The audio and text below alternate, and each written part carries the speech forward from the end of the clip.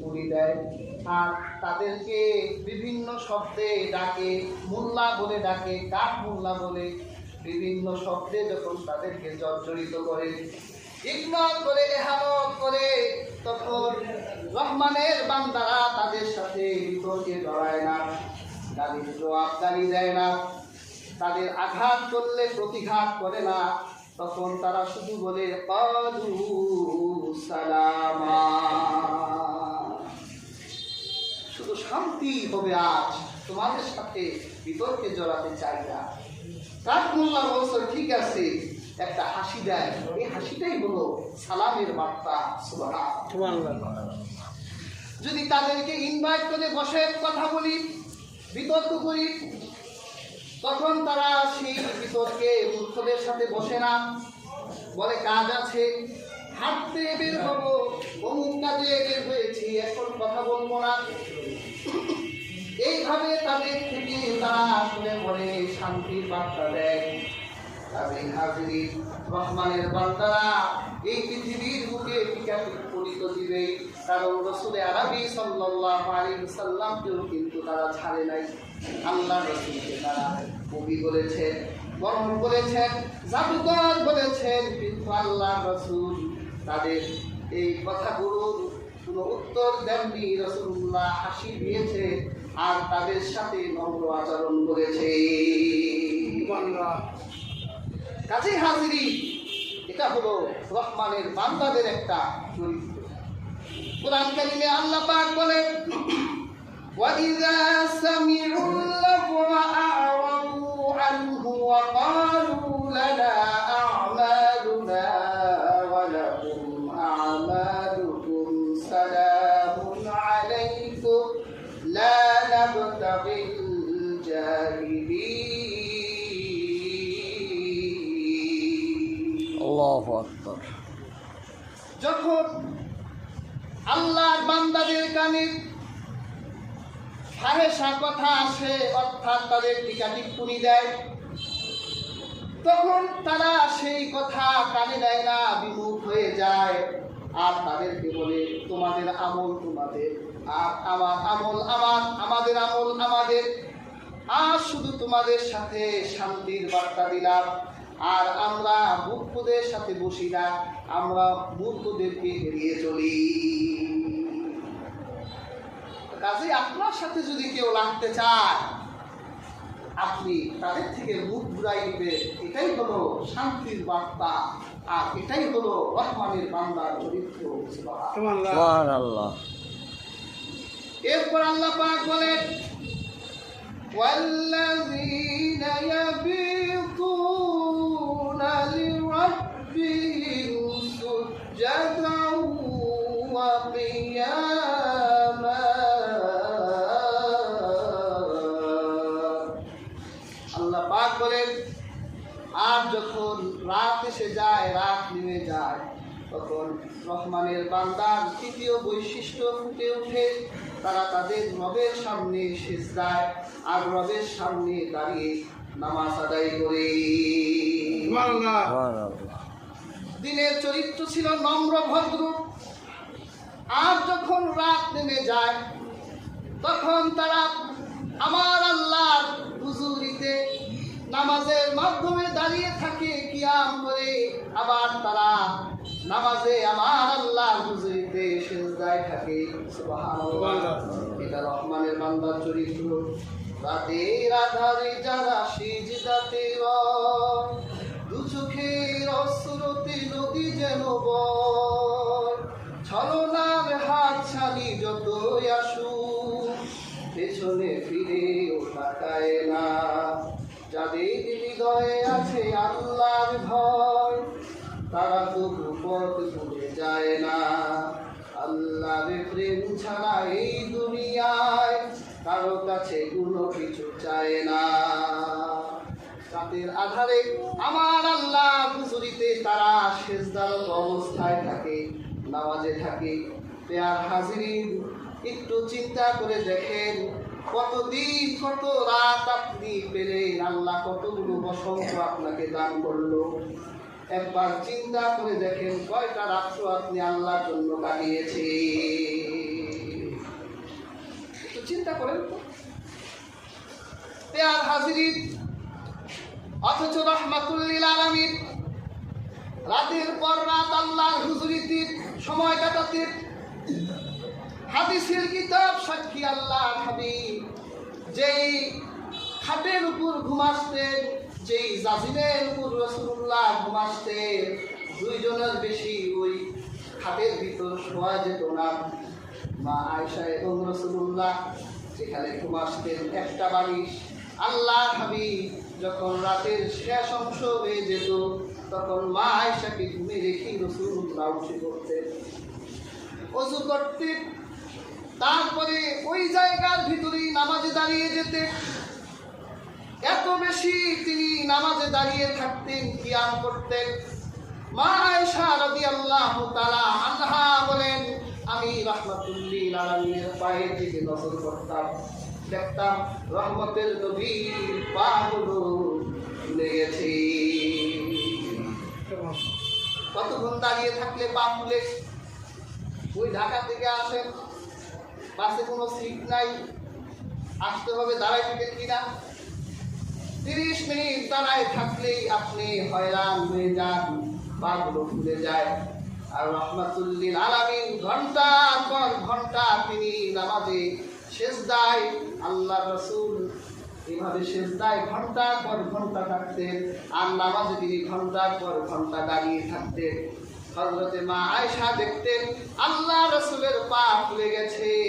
আবার রাসূলুল্লাহ যখন সেজদায় যেতেন, মা আয়েশার ছোট্ট বিছানার ভিতরে সেজদা দিবে, কিন্তু ঘুমের ঘরে মা আয়েশার পাটা সেজদার জায়গায় পড়ে আছে। তখন রাসূলুল্লাহ চিমটি দিতেন, মা আয়েশা পা সরাই ফেলতেন। আল্লাহ রাসূল সাল্লাল্লাহু আলাইহি ওয়াসাল্লাম সেখানে মূল সেজদা দিতেন ঘন্টার পর ঘন্টা। মনে হতো যেন চেহারাটা রাসূলুল্লাহ রক্তিম বর্ণ হয়ে গেছে। সুবহানাল্লাহ। আর আমরা কি নামাজ যে পড়ি, আর তাহাজ্জুদ তো দূরের কথা। আর আল্লাহ রাসূল সাল্লাল্লাহু আলাইহি ওয়াসাল্লাম হাদিসে বলেছেন, আলাইকুম বিকিয়ামিল লাইল, তোমাদের উচিত হলো রাতে কিয়ামুল লাইল পড়া, রাতের তাহাজ্জুদের নামাজ পড়া। ফাইন্নাহু দা'আবুস সালিহিনা ক্বাবলাকুম, এটা তোমাদের পূর্ববর্তীদের একটা চরিত্র। সুবহানাল্লাহ। কাজী হাজিরিন, রহমতের নবী যদি রাতের পর রাত দাঁড়িয়ে আর সেজদায় যদি তিনি রাত অতিবাহিত করতে পারেন, তাহলে রহমানের বান্দারাও পারবে। সামনে রমাজান আসছে, একটি রাত কেউ আপনি হেলায় হেলায় ছেড়ে দিয়েন না। আপনি রাতগুলো কাজে লাগা, সেহরির কিছুক্ষণ আগ দিয়ে উঠে ওযু করে এরপরে যায় নামাজে দাঁড়িয়ে গিয়ে আল্লাহর হুজুরিতে তাহাজ্জুদের নামাজ পড়ে। কি বলে, পড়া যাবে? এই চরিত্রটা হাসিল করে, কারণ রাতের বেলা ইবাদতে কোনো লৌকিকতা থাকে না, রিয়া থাকে না। 5 ওয়াক্ত নামাজে রিয়া লৌকিকতা আছে। আপনার মসজিদে ঢুকছেন, আপনার মনে এটা হইতে পারে যে সবাই তো দেখলো আমি মসজিদে ঢুকছি, এটাই এক ধরনের রিয়া লৌকিকতা, আপনার ইবাদত ধ্বংস হয়ে যেতে পারে। কিন্তু রাতের আধারে গোটা পৃথিবী যখন ঘুমন্ত, আপনি উঠে গেছেন, লৌকিকতা আছে নাই, তখন মন মস্তিষ্ক মগজ সব ঠান্ডা থাকে। আল্লাহ কুদরতের পায়ে সেজদা দিতে কি যে মজা লাগে, একটু দিয়ে দেখেন যে কত মজা লাগে। সুবহানাল্লাহ।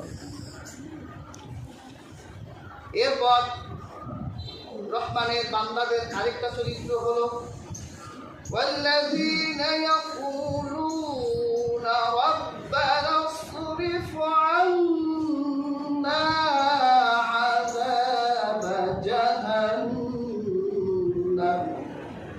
ইন্না আযাবাহা কানা গরামা।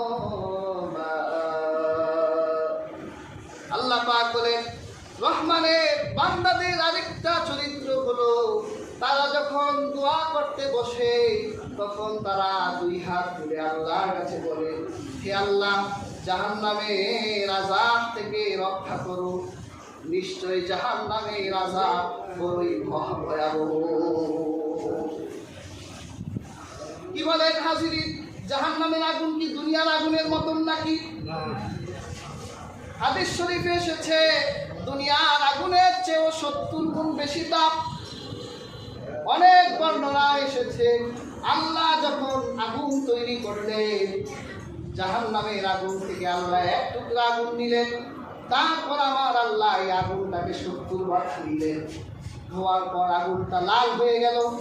জাহান্নামের আগুন কিন্তু লাল না, জাহান্নামের আগুন হলো ঘোর অন্ধকার কালো। 70 বার ধোয়ার কারণে এই আগুনটা লাল হয়ে গেল। দুনিয়াবাসীর ব্যবহার যোগ্য করে দিলেন। হাজিরিন, দুনিয়ার আগুনে হাত পড়লে, হাত লাগলে হাত পুড়ে যায়, কিন্তু জাহান্নামের আগুনে যদি আপনার হাতটা লাগে, আল্লাতি তাকওয়ারিউ আলাল আফিদা, সাথে সাথে হাত তো পুড়বে, আপনার কলিজাটাও পুড়ে ছারখার হয়ে যাবে। দুনিয়ার আগুনে হাত লাগলে হাত পুড়ে একটু ব্যথা লাগে, কিন্তু জাহান্নামের আগুনে হাত লাগলে আগে কলিজা পুড়ে যাবে। শুধু তাই নয় হাজিরিন, জাহান্নাম ক্ষুধার্ত অবস্থায় আছে, আল্লাহর কাছে খাবার চায়।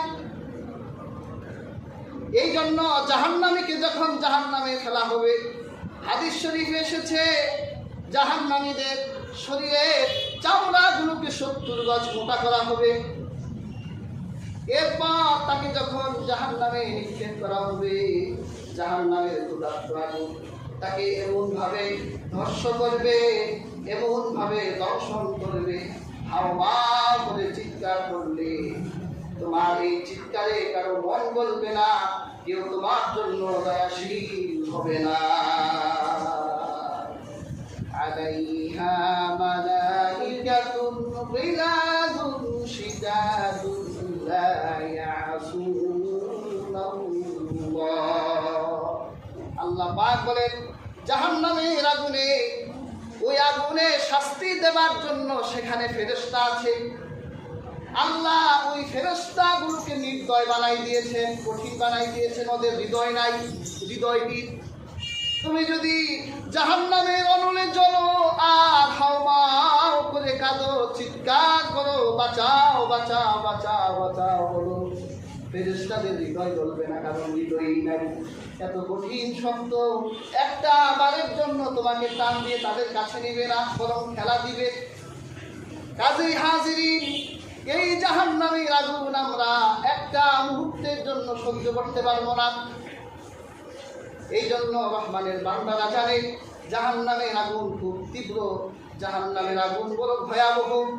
এই জন্য রহমানের বান্দারা যখন এই জাহান্নামের তীব্রতার কথা জানে আর জাহান্নামের আযাবের কথা যখন তারা উপলব্ধি করতে পারে, এই জন্য তারা যখন নামাজে দাঁড়িয়ে যায়, তারা যখন দোয়া করে, তখন তারা তাদের দোয়ায় আল্লাহ রাব্বুল আলামিনকে উদ্দেশ্য করে বলতে থাকেন, والذين يقولون ربنا اصرف عنا عذاب جهنم إن عذابها كان غراما। আর আল্লাহ পাক কি বলে, যে আল্লাহ জাহান্নামের এই কঠিন অনল আর এই আযাব থেকে রক্ষা করো, কারণ এর আযাব বড়ই ভয়াবহ। কাজে হাজিরিন, এটা রহমানের বান্দাদের একটা চরিত্র। এরপর রহমানের বান্দাদের আরেকটা চরিত্র হলো والذين إذا أنفقوا لم يسرفوا ولم يقتروا وكان بين ذلك قواما। আর তারা যখন দান করে, তারা যখন খরচ করে, তখন তারা অপচয় করে না, আবার তার পুণ্য করে না, দুইটার মাঝামাঝি থাকে। আর হাজিরিন, এটা রহমানের বান্দার চরিত্র, অপচয় করে না। আপনারা ওয়াজ করেন, আমি শুনি। অপচয়কারী কার ভাই? শয়তান। শয়তানের ভাই। যেই ব্যক্তি অপচয় করে, কারণ শয়তান চায় তাকে অপচয় করাতে। আর হাজিরিন, মনে রাখবেন, মানুষের ভিতর যখন অপচয় ঢুকে যায় তখন মানুষেরা হারাম পন্থায় উপার্জন করতে শেখে।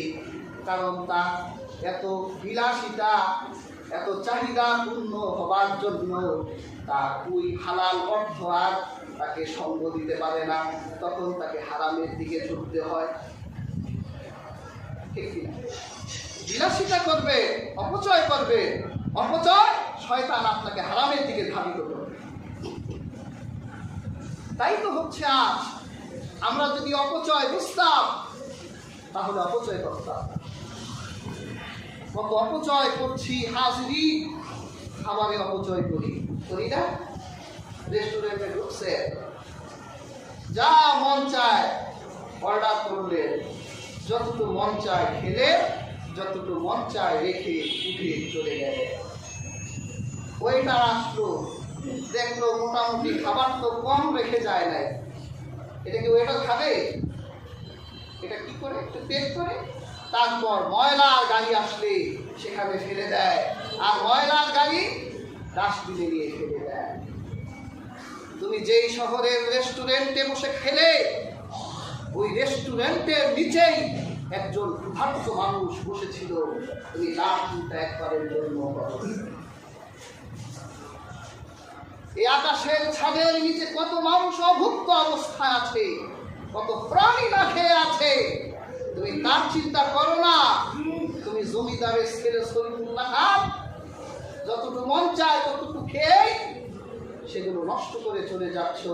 কিয়ামতের দিন অবশ্যই এর জবাবদিহিতা তোমাকে করতেই হবে।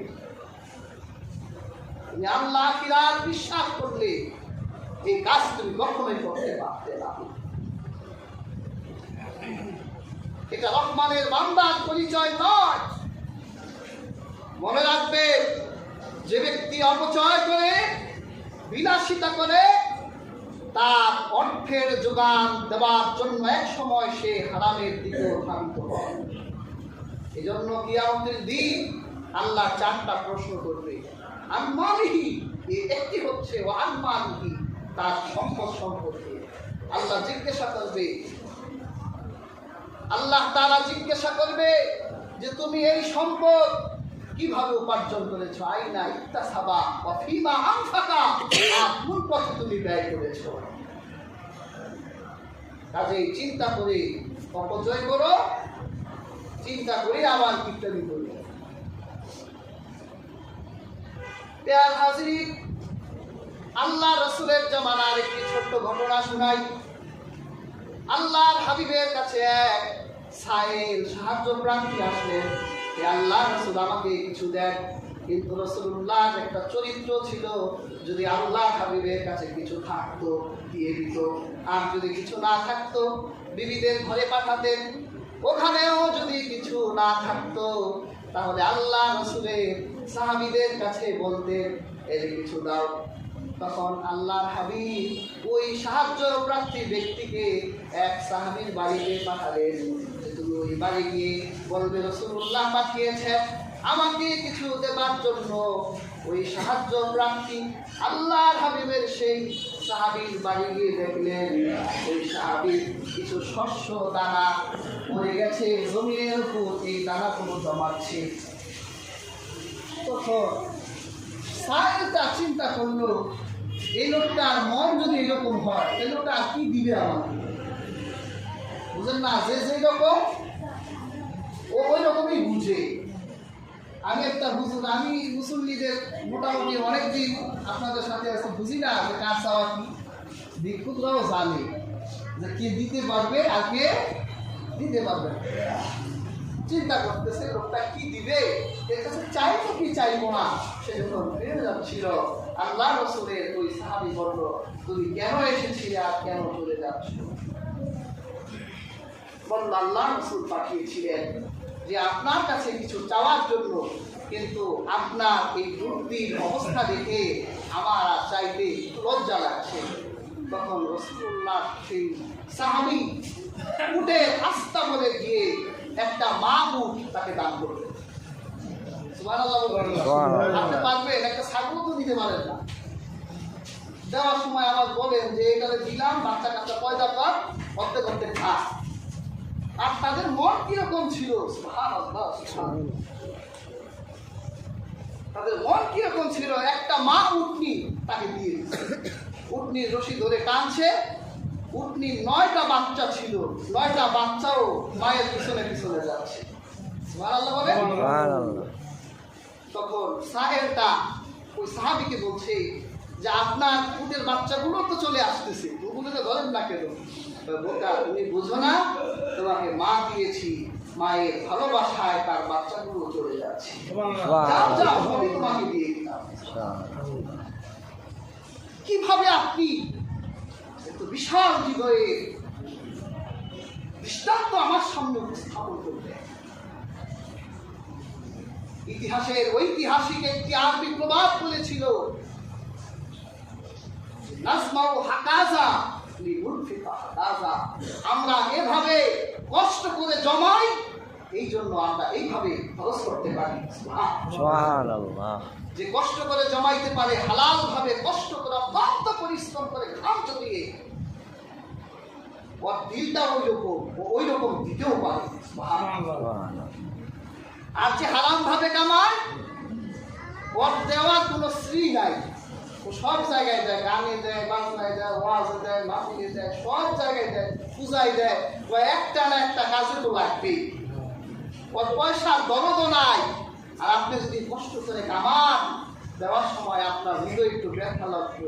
আল্লাহ এটাই চায় যে তুই ব্যথা দিয়ে দিতে পারলেই আমার কাছে কবুল হয়ে যাবে, আমার রহমানের বান্দা হয়ে যেতে পারবি। সুবহানাল্লাহ। তাহলে রহমানের বান্দার আরেকটা চরিত্র হলো, তারা অপচয় করে না। আবার কিপটামিও